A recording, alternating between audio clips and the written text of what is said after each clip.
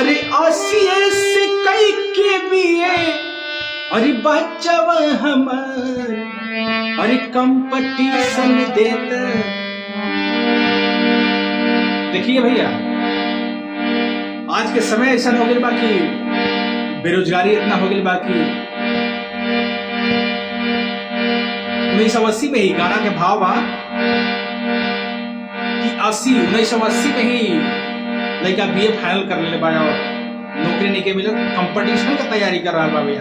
कैसे गाना के भाव बा, लड़का के पिताजी वो लड़की वाला सिखा कहता है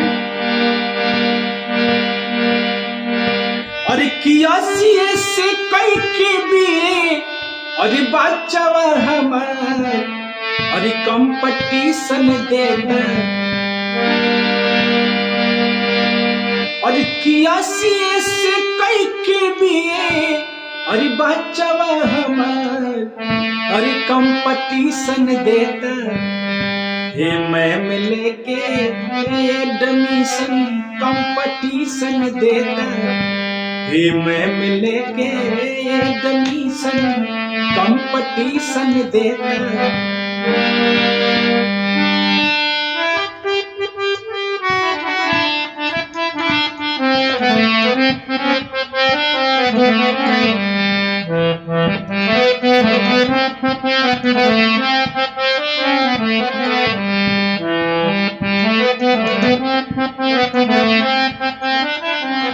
ऐसे कई के बिए बच्चवा हमार कंपटीशन देता।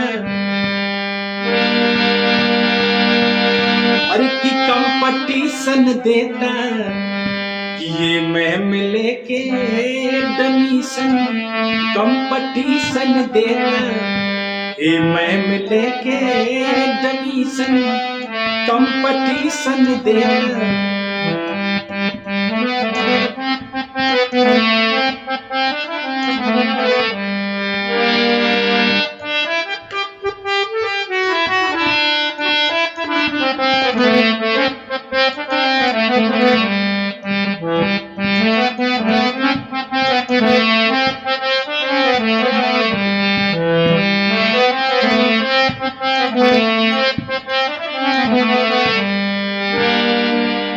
आंध्रा के भाव लागल भैया कैसे,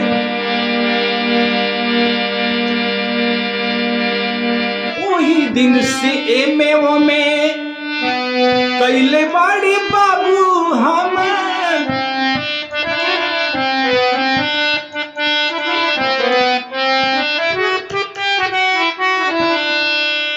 कि वही दिन से एमे वो में अरे कैले बाड़ी बाबू हम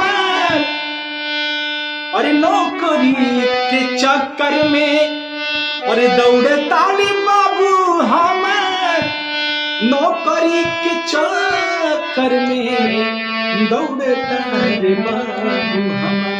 कि कॉपी से रिसर्च में हो अरे की कॉपी से रिसर्च में अरे करा के एडमिशन की कंपटीशन देता। रिसर्च में भी एडमिशन हो गया कैसे, अरे की कॉपी से रिसर्च में अरे करा के रजिस्ट्रेशन की कंपटीशन देता। ये मैम लेके एडमिशन की कंपटीशन देता। ये मैम लेके एडमिशन कंपटीशन देता।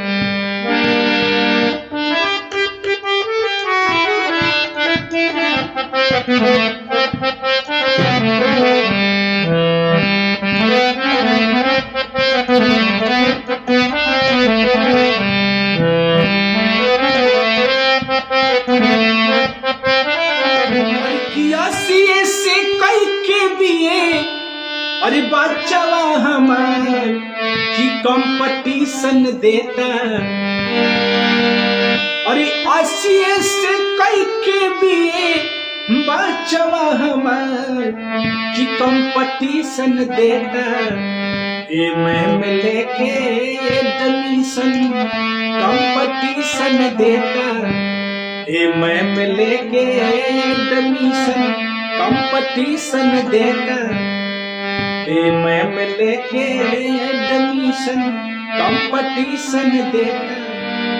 तो नमस्कार भैया, आप सबके हमारा गाना कैसा लगा था कमेंट करके जरूर बताएं। थोड़ा सा आज गला बैठल बा सर्दी के कारण, कोशिश करता नहीं आप सबके अच्छा से अच्छा गीत सुनावे के। अगर कहीं त्रुटि हुई तो आप सबसे माफी चाह, और आप सबसे एक अनुरोध रही कि हमारे चैनल पर आप सब नया बारे तो हमारे चैनल को सब्सक्राइब करें, हमारे पेज को भी फॉलो करें। चलिए, आप सबको बहुत बहुत धन्यवाद।